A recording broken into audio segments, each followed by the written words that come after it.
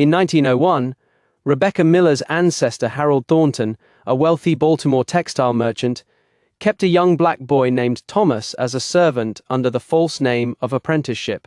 In reality, Thomas was treated like a slave more than 35 years after slavery was abolished.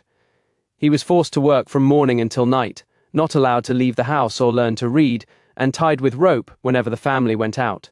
The rope left permanent scars on his wrists. Harold's wife Constance knew this was wrong. She secretly taught Thomas to read and write. After Harold beat the boy and struck her for defending him, Constance decided to free Thomas. She arranged a family portrait that included Thomas without Harold's knowledge, creating proof of the boy's existence. With help from a lawyer and an old Underground Railroad conductor named Elijah Warren, she secretly sent Thomas to Pennsylvania. Thomas was enrolled in school, excelled in his studies, graduated from Lincoln University, and became a teacher and later a principal.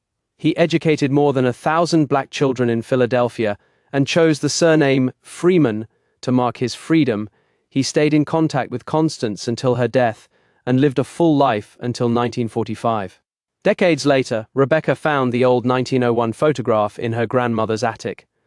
The boy's scarred wrist and distant place in the picture led her to uncover the hidden family history. She researched the story, found Constance's letters and a private journal, and made the truth public so that Thomas's courage and Constance's bravery would not remain buried.